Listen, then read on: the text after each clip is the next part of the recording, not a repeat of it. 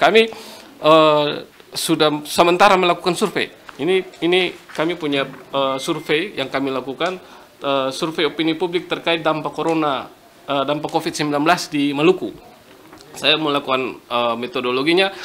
Khusus Kota Ambon kita melakukan yang bisa langsung wawancara dengan teman-teman, misalnya Abang Beca, dengan sopir angkot. Kita mau mengukur sampai sejauh mana dampak corona terkait dengan situasi segmentasi di Maluku, misalnya ekonomi, pendapatan, bahkan pengeluaran. Terus kenapa sampai mereka terus bekerja, misalnya itu kita mengukur. Dan di dalam ini kita juga menanyakan lewat by phone, misalnya saya targetnya adalah kami punya sampel 1.200 tersebar di 11 kabupaten kota. Yang di kabupaten kota lain kita by phone.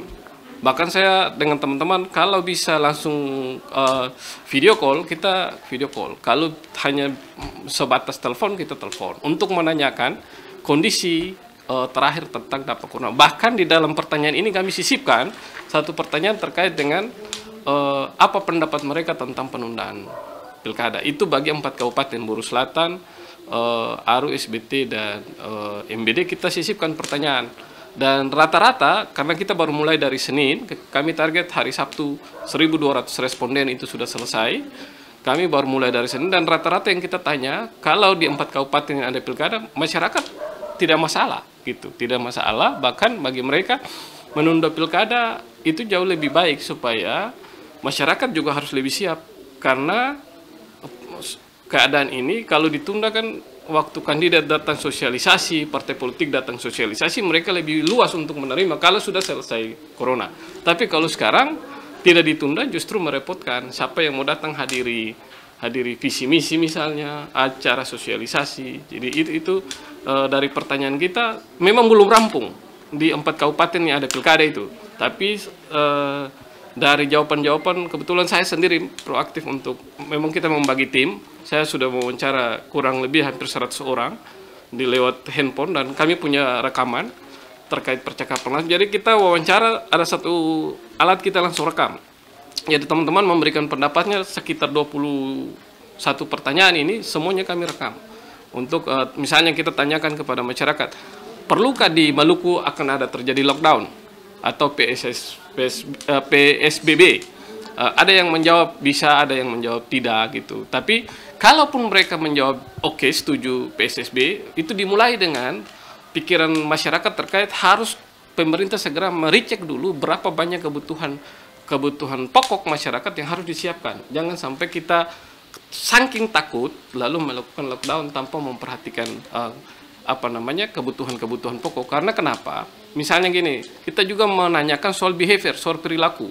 Jadi banyak orang mengasumsikan di luar bahwa kalau Maluku ini di lockdown hari ini, maka kita nggak ada masalah, aman. Karena stok makanan kita dalam ini kasbi, petatas. Nah ternyata hari ini kita melakukan survei tidak seperti itu. Banyak pendapat masyarakat bilang begini, misalnya saya kasih contoh, anak Tanimbar itu katanya suka makan keladi. Tapi kalau dikasih makan keladi 3 hari berturut-turut itu bisa rusak, dia bisa ngamuk. Anak Kei katanya makan embal, tapi kalau dikasih makan embal 3 hari berturut-turut itu bisa rusak. Nah, sekarang perilaku masyarakat makan khusus untuk makan. Kalau dikasih nasi dengan sarimi selama 1 minggu mereka suka. Tapi kalau disuruh makan papeda 3 hari berturut-turut belum tentu bisa dilakukan. Itu yang sementara kami riset, kami survei. Jadi tidak saja berkaitan dengan politik, kami sementara melakukan survei, bahkan menanyakan soal bagaimana pendapatan Bapak Ibu. Di dalam pertanyaan kita ini ada pertanyaan menyangkut pendapatan, bahkan bagaimana pengeluaran sepanjang dari musim atau wabah corona ini. Apakah dia lebih besar? Kan asumsinya begini, kalau orang tinggal di rumah seharusnya lebih kecil. Tapi ternyata kami tanyakan lebih banyak menjawab bahwa lebih besar pengeluarannya tinggal di rumah daripada beraktivitas seperti biasa. Padahal logikanya ini tidak ada ongkos transportasi, tidak ada hal yang lain-lain, tapi ternyata ini kita masih analisa. Bahkan juga kami menanyakan soal bagaimana tentang salah satu pertanyaan ini kami sudah menanyakan soal bagaimana keputusan apa yang dilakukan untuk penutupan bandara dan pelabuhan. Sebagian besar menjawab mereka setuju kalau hanya untuk tutup pelabuhan dan bandara itu ditutup untuk penumpang gitu. Banyak setuju, tetapi ada syaratnya lagi. Kalau bisa pemerintah juga segera mericek, cross check terkait dengan seberapa banyak anak-anak Maluku yang ada di rantau, khusus mahasiswa misalnya, untuk dilihat. Karena kalau mereka tidak dibatasi, tidak diizinkan pulang. Misalnya kami bertanya apa pendapat Bapak Ibu soal larangan mudik atau pulang kampung. Nah ini kendala. Saya kenapa melakukan pertanyaan ini, karena seperti kami di Parameter, kami punya relawan rata-rata mahasiswa gitu.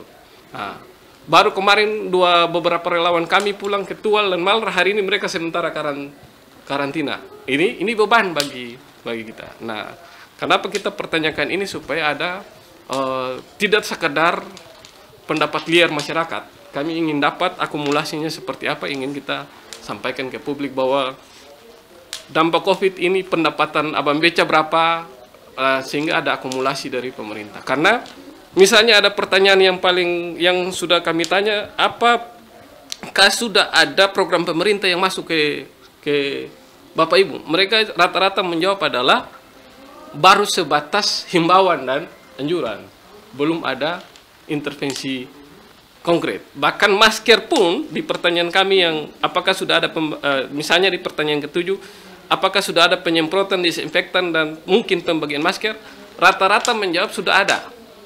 Tapi itu adalah swadaya oleh gereja misalnya, oleh masjid, komunitas, pembagian masker misalnya oleh partai politik, tapi oleh pemerintah tidak ada. Sementara sudah ada himbauan, keluar kemana saja hari ini harus pakai masker. Jadi gini, ini pertanyaan-pertanyaan ini yang membuat kami berasumsi sementara bahwa kalau soal posko penanggulangan itu kami tanyakan ke masyarakat, mereka bilang sudah ada posko-posko dalam bentuk ya tenda apa dan sebagainya.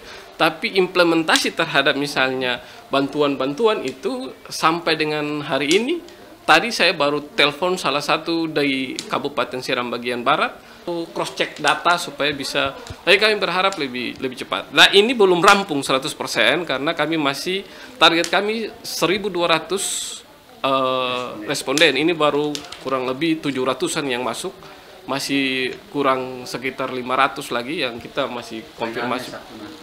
Sekitar Sabtu kami sudah bisa punya data final. Untuk paling tidak kami tahu dari beberapa pertanyaan ini apa saja yang menjadi. Bahkan kami menanyakan kalau misalnya ada bantuan pemerintah, hal apa yang paling mendasar yang dibutuhkan oleh masyarakat gitu. Katakanlah misalnya mungkinkah beras kah atau gula kah, itu yang lagi disiasati.